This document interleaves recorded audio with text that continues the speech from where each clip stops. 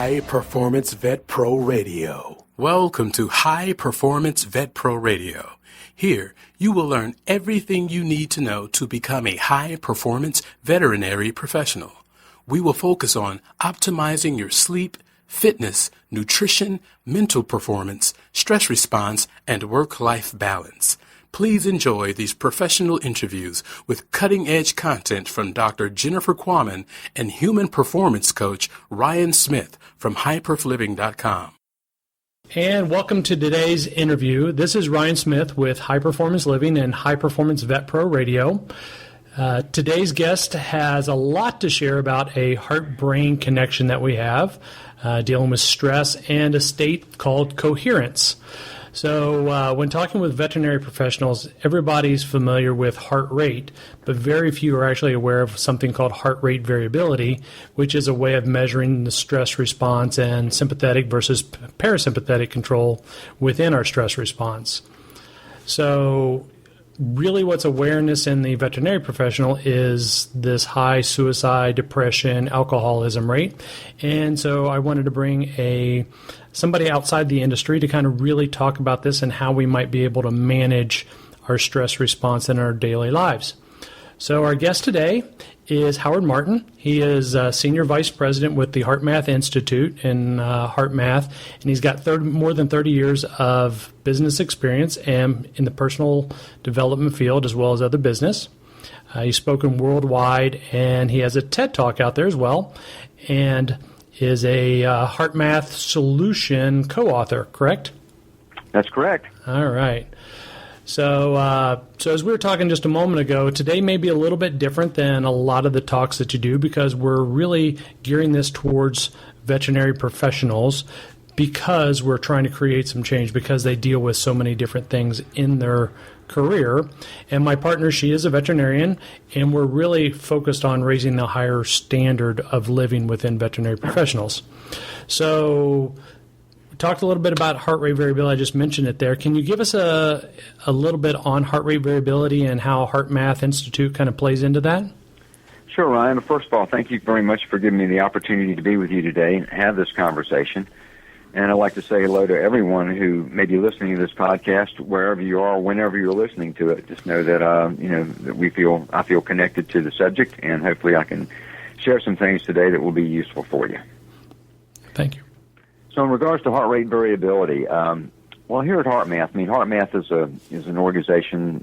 We're a big little organization now, employ about 100 people, operate around the world, and basically, we have a heart-based system of tools, techniques, and technology, all designed to help empower people through these changing times. And with a system like that, and it's based around, the qualities that are associated with heart, we recognized years ago that we needed to apply science to understanding that so that heart could be accepted more and grounded more, not just held in the respected confines of philosophy and spirituality.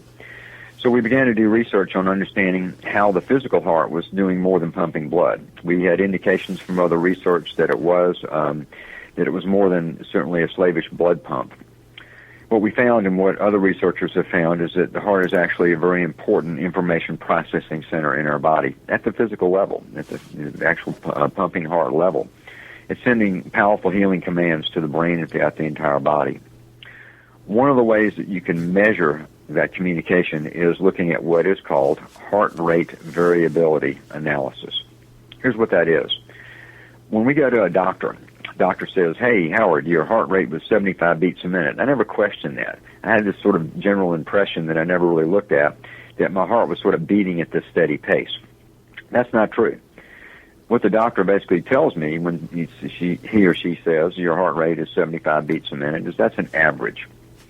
What's actually happening inside our bodies is that the timing between each heartbeat is actually changing and varying.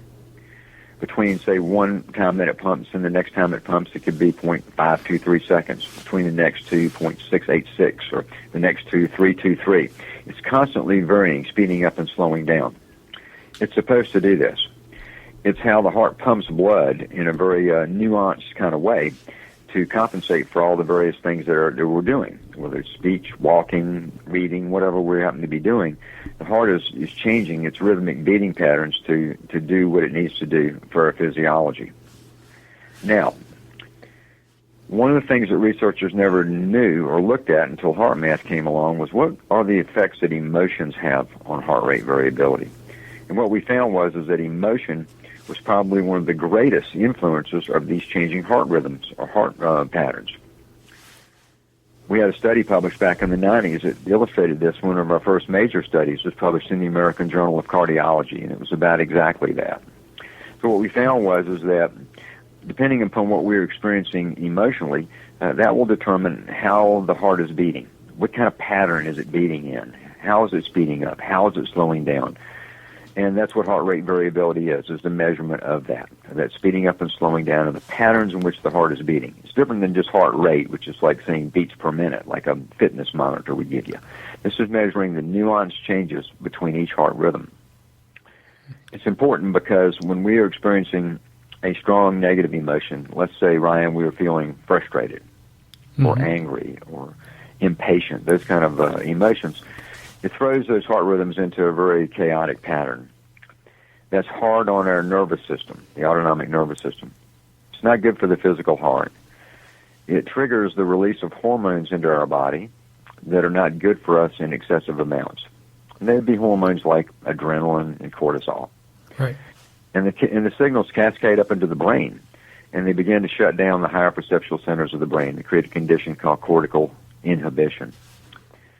That's the bad news. The good news is this, is when we are experiencing positive emotions, many of those were the ones associated with the concept of heart, like we're feeling care for someone or something, or compassion, or love, or forgiveness, or non-judgment. Those kind of emotions produce the opposite effect. They create a very ordered pattern in the heart rate variability. Those patterns are good for the nervous system, good for the physical heart. They trigger hormone releases in our body that regenerate us, like DHEA, for example, the anti-aging hormone. And those signals cascade up into the brain, and they open up the higher perceptual centers of the brain. They create a condition called cortical facilitation. Okay. So really, truly, you'll see on the HeartMath's logo a lot of times a statement that's been made a long time: a change of heart changes everything. Right. Well, the heart rate variability, we can see at a very physiological, measurable level that's true. As the heart changes its rhythmic beating patterns, it changes everything that's happening in our body, including our brain. Okay. Yep. Makes sense. And I guess is that where also the concept of coherence that we kind of mentioned early, how does that kind of play into that as well? Yeah, well, when everything's working right, Ryan, when it's all synced up and the heart rate variability pattern has this sine wave-like speeding up and slowing down, it's a really synchronized pattern. What happens is we enter this state called coherence, and the medical term for it is psychophysiological coherence. What's happening when we're in the coherent state is that all the body's systems are synchronized to that rhythmic beating pattern of the heart.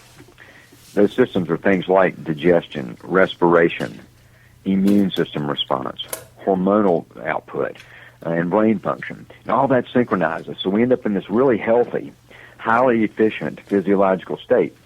We train athletes, for example, in coherence building skills because it improves things like visual field, reaction speed time, the ability to regulate emotions, things like that. So there's a huge benefit to increasing coherence. The psychological part of this is that one of the things that is a primary trigger of coherence is the experience of positive emotions, the things I was talking about earlier. Mm-hmm. When we're experiencing positive emotions, our system generally goes into the more coherent state. Where it gets even more interesting is once we get to a higher level of coherence, then those type of emotions become more readily available. It's easier to feel good about life. Right. Easier to feel appreciation for things rather than myopically focused on a problem, shutting out all the other stuff that's going on in your life that's good. And all of that is easier to experience and easier to access once we're in the coherent state. So physiologically, it's highly ordered, it's efficient. Psychologically, it's very positive and beneficial from that regard. It's not a sleepy time state. We get into coherence through a lot of things we do. When people pray, for example, or meditate, mm-hmm. They would naturally go probably to a more coherent state. A walk in the beautiful woods, playing with your child or your grandchild, enjoying the unconditional love from your pet. Right. All those things engender coherence. And so it's not a state that you just get to by being relaxed or going into some meditative pose. That definitely can help. Right. But it's a state that's very interactive with life itself. It's one that allows us to really be fully engaged with the experience of life. Right. And this may be a little bit out of your realm, but since we're talking with a lot of veterinarians, veterinary professionals, one of the things that I've heard about whenever I kind of first started studying heart rate variability a few years ago was the concept of that heart rate variability actually goes outside of your body and your field is outside of your body. But I guess one of the examples I heard was if somebody walks into a horse stall, and I have a horse background, that the animal's heart rate variability would end up matching the heart rate variability of the human. Is that something kind of that goes along with this coherence concept, or? Yeah, you're on it. Yeah, yes, we have seen that. Let me just to clarify one thing. Another aspect of heart and how it's communicating is through an energetic field. It's an electromagnetic field created by the beating heart. It's the heart's actually the strongest source of bioelectricity in our body, about 40 to 60 times stronger than the second most powerful source, which is our brain. So we create this electromagnetic field, and it not only goes to every single cell in our body, but it extends beyond our skin out into space, about 3 to 4 feet. The field is constantly changing, and what's changing it, again, is our emotions. Strong negative emotions produce a chaotic field. Positive emotions produce a coherent field. Now, what you're alluding to is we've done two actually experiments between people and animals. The one that's most famous is the story of Josh and Mabel, the boy and the dog. Mabel was a Labrador Retriever. Beautiful dog. Was actually my pet, and I love that dog so deeply. And Josh was the son of our research director, Dr. Roland McCready. There was an after-school program that was being held at my house for HeartMath employees' children. Josh developed a bond with Mabel as being over at the house for the after-school program. One day his father noticed the love being exchanged by the boy and the dog, so he decided to do an experiment. He put a portable heart rate variability recorder on the dog. He put one on his son. He put them in separate rooms. He had Josh enter the room, and he told Josh to have no physical contact with the dog. Just go in and sit down on the floor and don't touch the dog. He went in and did that, and what we saw, and I've showed these graphs in my live shows, and it's amazing. It's like as Josh enters the room, he goes into a coherent heart rhythm pattern, and so does Mabel simultaneously, an exact match. So they went into the synchronized coherent state between the boy and the dog with no physical contact, just through the expression of love they had for one another. Wow.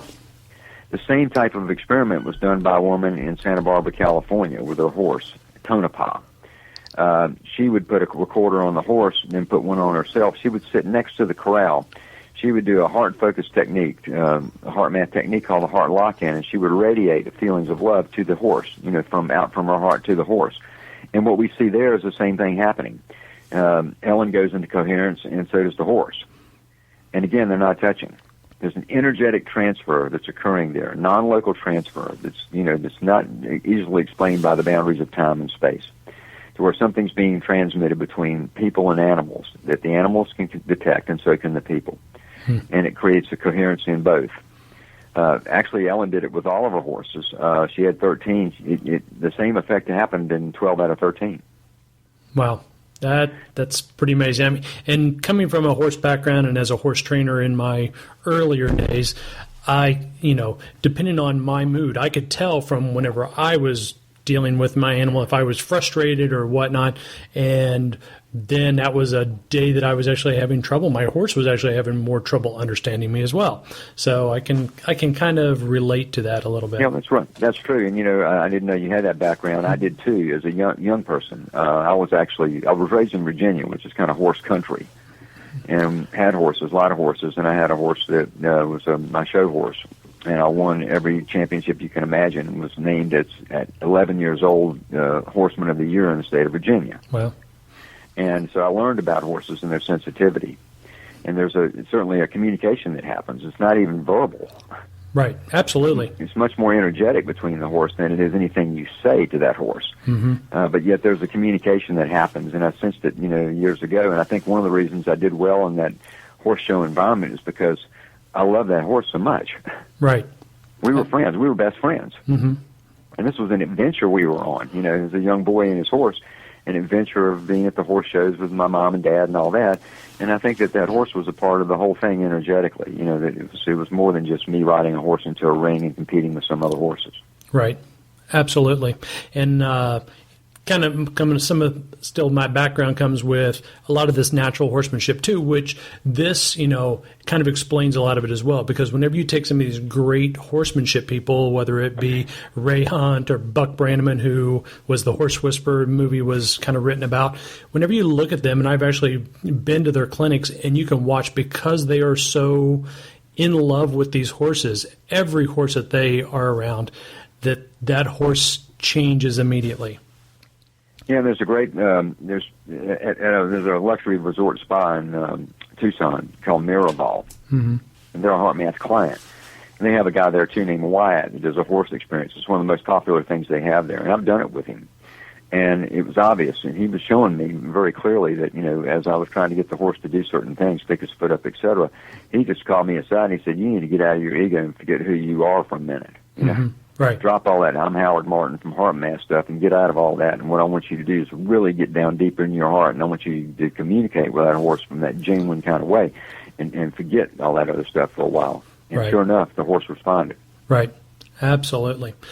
So, and I think that's something that a lot of the listeners will relate to as well, because even if it's not a horse, they're going to relate to, whether it be a dog or a cat or some animal that they've, dealt with, whether it's as a patient or one that's their own. And obviously, many times you're going to have closeness with the ones that are the closest to you. But, this is a way of putting science with the feelings that you've had about your animals. Yeah, and I'm not a veterinarian, obviously, and don't know that world in great detail. I appreciate you having me on the show to speak to this without having that background. But let me just say I have a great respect for veterinarians as I observe what they do. They have to diagnose patients who can't talk. Right. They have a lot that they have to figure out there. And not only that, they're dealing with not just the animal, but they're dealing with the people who own the animal. Right. Who have great attachment to that animal. Absolutely. And it's a difficult job, I'm sure. When I was young, very young, I wanted to be a veterinarian. That was like when you're growing up and you decide what you want to be when you grow up when you're a little kid, Right. It was a veterinarian. It never happened. I ended up doing something very, very different. But that was my first inspiration.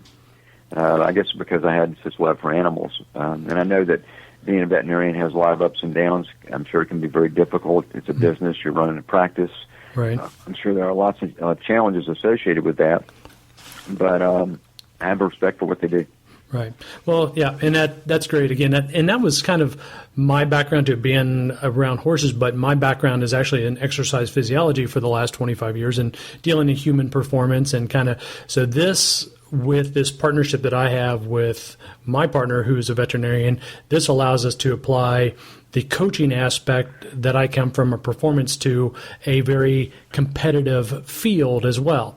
So, but I guess one of the big things that we have with veterinarians is we talked a little bit ago about compassion, but they have a high degree of this compassion fatigue. They've got financial stress because many of them, whenever they're coming out of school, the young veterinarians that are coming out now, they're coming out with several $100,000 in school debt, which is even more than a lot of people are coming out whenever they're coming out with school.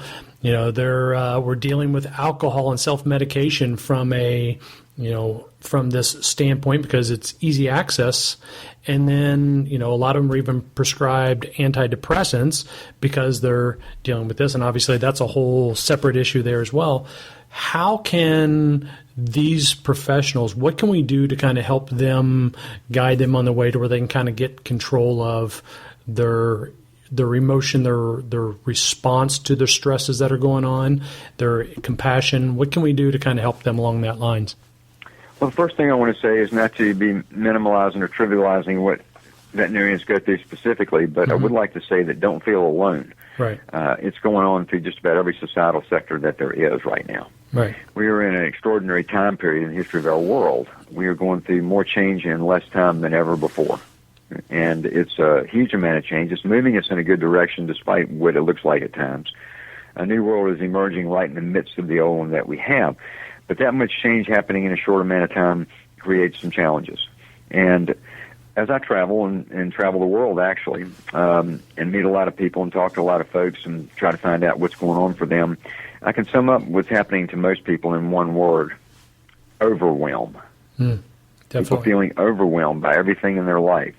It's almost as if people are being pushed over sort of a psychological ledge by all the change and all the things they have to do in their personal lives, as well as what's happening across the global stage. So it's an overall global issue, and it has specific aspects to it for each part of society, including veterinarians.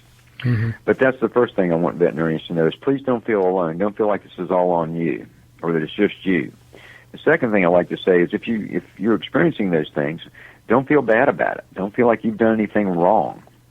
Self-compassion is one of the first ways to begin to shift things, is that you have to recognize that, there are many of us, good people in the world, trying to do good things in a challenging time period, and we're not always going to meet our own expectations or the expectations of others. And as we hit those places, one of the main things to do is to not let us take us down too far through the process of self-judgment. That's never good. Right. It's like compound interest on a bad investment, Right. Yeah. So it's hard to shift that. I understand that because we have expectations. I certainly can feel that. I can make a mistake or have a communication that doesn't please me, and it's difficult sometimes for me to shake that feeling. But that's the goal, is to really begin to move that out of my system and to get back to a more balanced, neutral place inside myself. So there are things people can do. There are lots of information out there in the world today, tools and techniques that people can try. HeartMath is a whole system of those things, not designed just to deal with stress. It's designed to really increase the human performance. In the process of increasing human performance, you have to deal with certain things like the excessive amount of stress in our lives. So, yeah, we have a system, but there are many systems out there. Right. The main thing is whatever you learn that resonates with you, whatever that you run across out there in life that you think that seems to be helping you or that sort of you can respect and appreciate, is do it, but do it with as much sincerity and authenticity as you can. Sort of swiping at things today is not going to get the job done. Right. You have to choose some things you want to do and try, and then commit to them. And find things that are easy for you to do and integrate into your lifestyle. We don't need one more thing to do right now. Right. So we need to find things that we will do that are efficient, that we can commit to. Right. And I have things built into my lifestyle that, are just built in, and things that I do to maintain a certain emotional equilibrium. And I've done it long enough and built it in enough now that it's become, they become things like brushing my teeth. Right. Absolutely. Yeah. I get up in the morning and I'm doing certain things, and brushing my teeth is a part of it. I don't never not brush my teeth, right? Exactly. Right. I don't even think about it. I go in the bathroom, I brush them, and I built other things into my life that are really brushing some of the emotional discord away as well, so that I can enter my day in the best place that I can be, and then function in the most caring, loving ways that I can during the course of my day.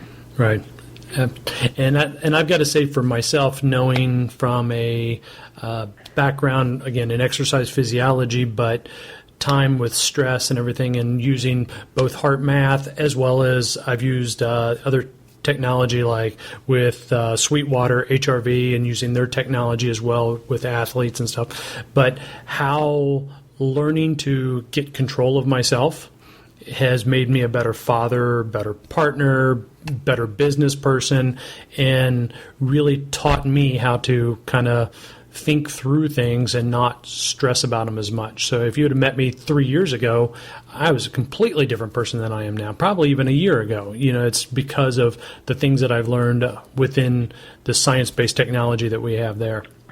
Well, one of the things about these changing times is that it's not all about the stress and it's about bad. The same sort of energetic momentum that's creating the changes is actually creating opportunities for us to grow and to be different and to exceed and excel, move beyond our mediocrity in ways we've never been able to do it before. Right. So it becomes a matter of getting on top of that a little bit.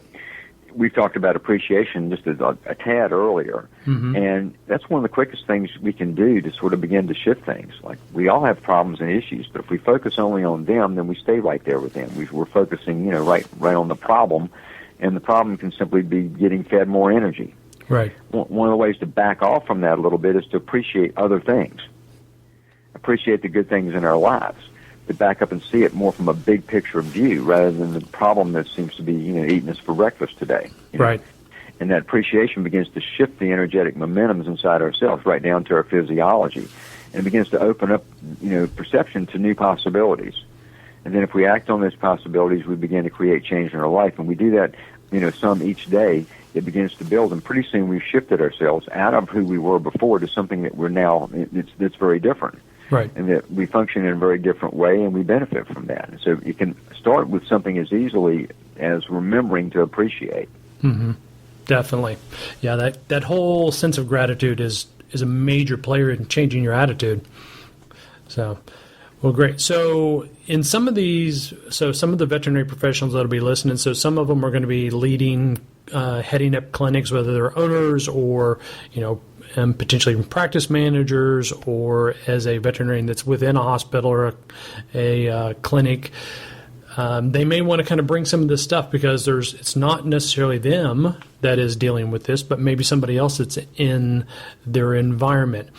What types of tools, technology would you suggest, or what does HeartMath even offer that would allow somebody to kind of train their coherence or bring it into a clinic and allow multiple people to work in? So what types of training things do you have?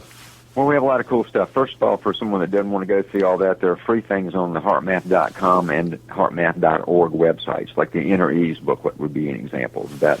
A state we can go into that helps us with these things. So there's things that we offer just as a service to humanity.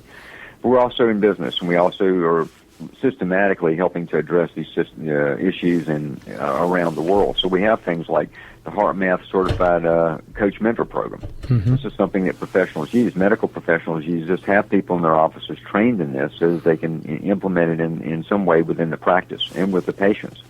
It's a course that you take. It's taken over 6 weeks, an hour a week on the telephone. It teaches 6 key core HeartMath tools and techniques. It provides a license for the person that went through it to brand themselves as a HeartMath certified coach mentor, and then become part of a network of others who are using this and who are also certified. And there are people around the world. There's probably 5,000 of these people around the world right now who are HeartMath certified coaches. And that's one of the things that's become very popular. I mean, coaching and mentoring is a very fast-growing field, and it applies to things, in organizations for sure.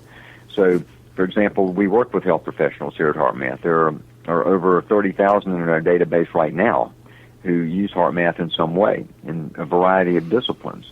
And they're finding very interesting ways of bringing sort of the HeartMath tools and techniques into their practices to supplement and augment not only the patient, but also to help the staff.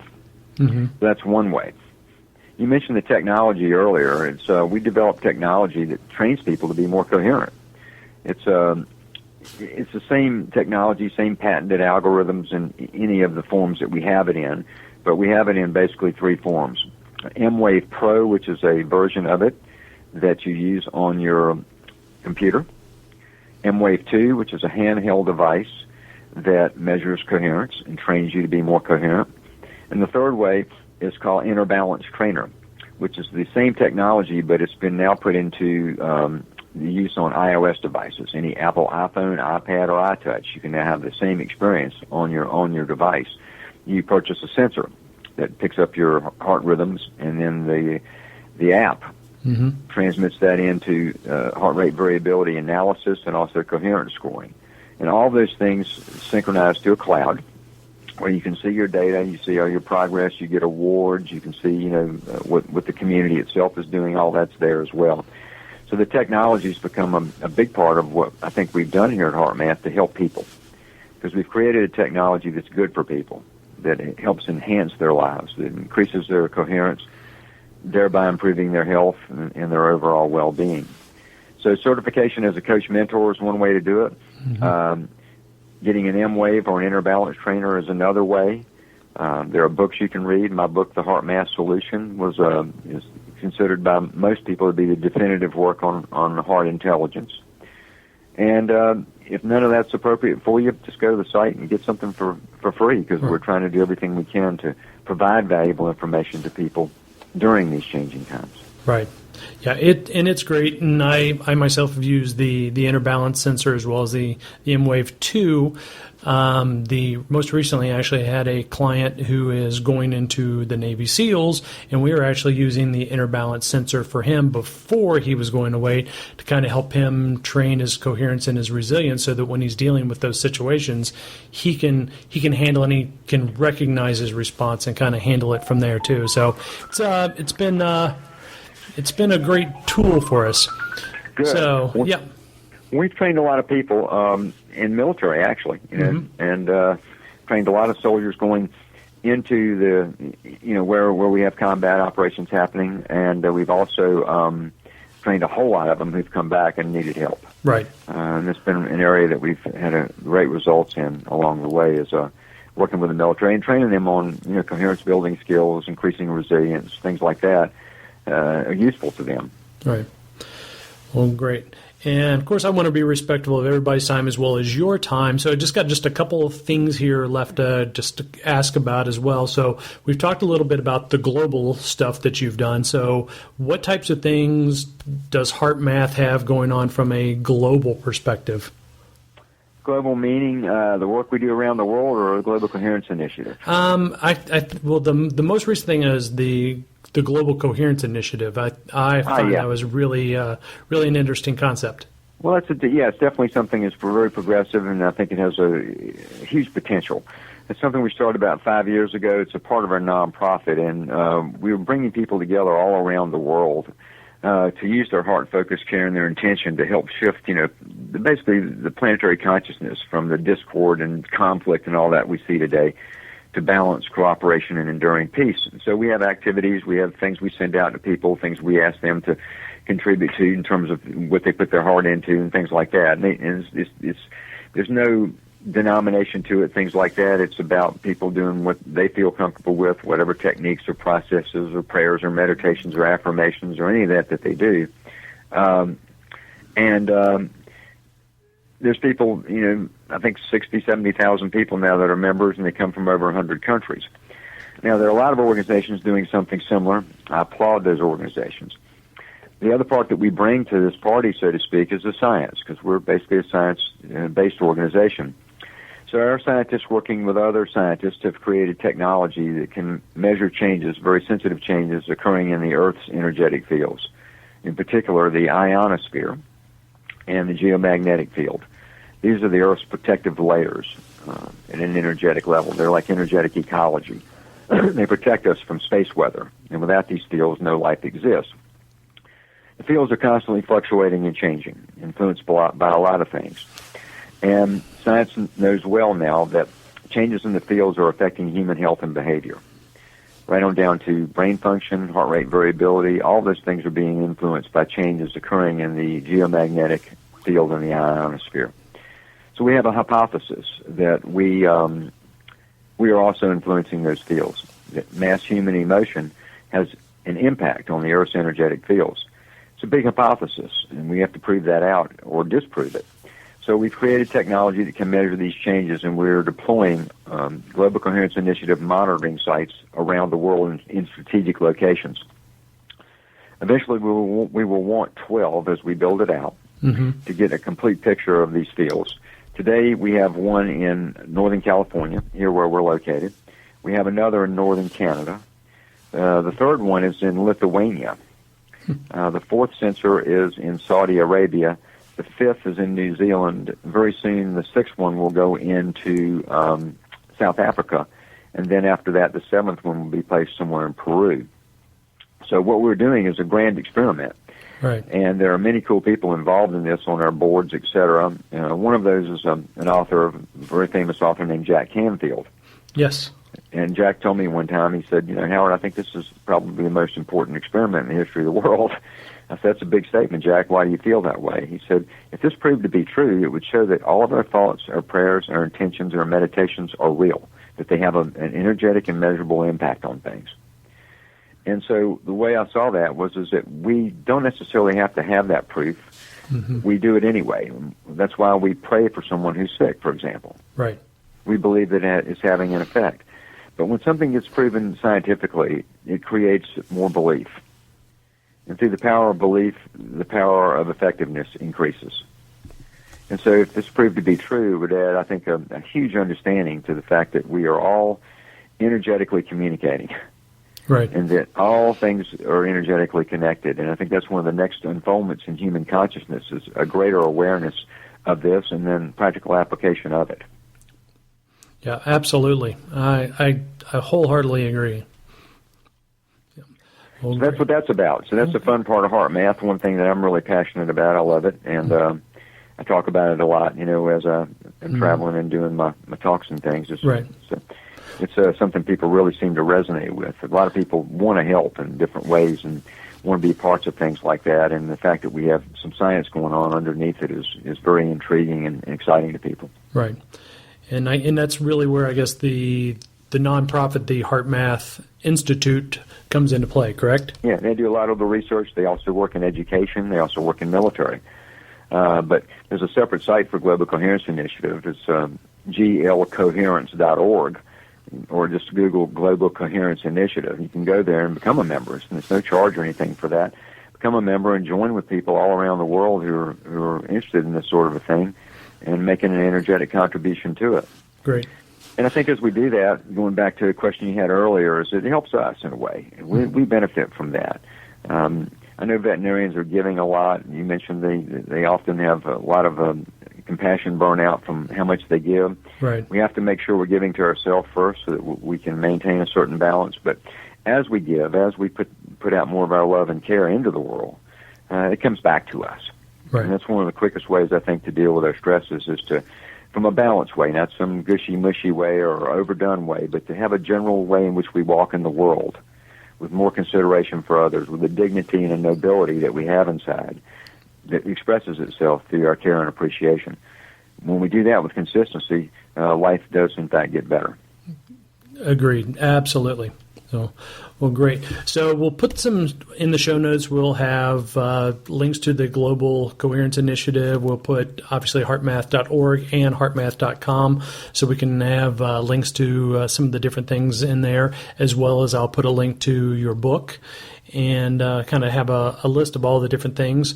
That way, if anybody has questions, obviously they can go through HeartMath to get those answered as well. And from there, I mean, any other things that you can think about? I mean, just take just a second here if there was anything else that you wanted to kind of dive into.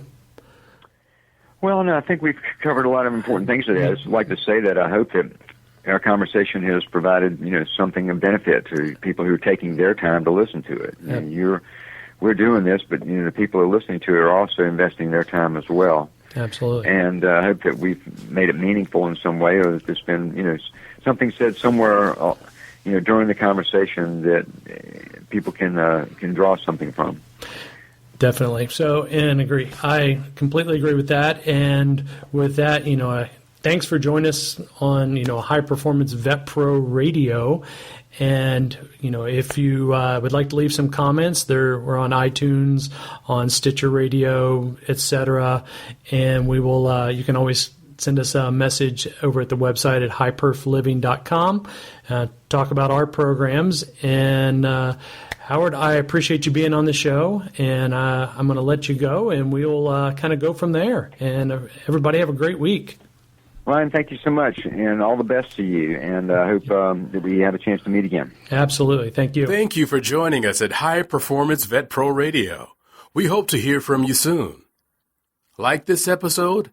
Leave us a review on iTunes, Stitcher, or SoundCloud. It helps us to reach more veterinary professionals. For more information or to contact us, please visit us at highperfliving.com. Until next time, remember to live every day with intention.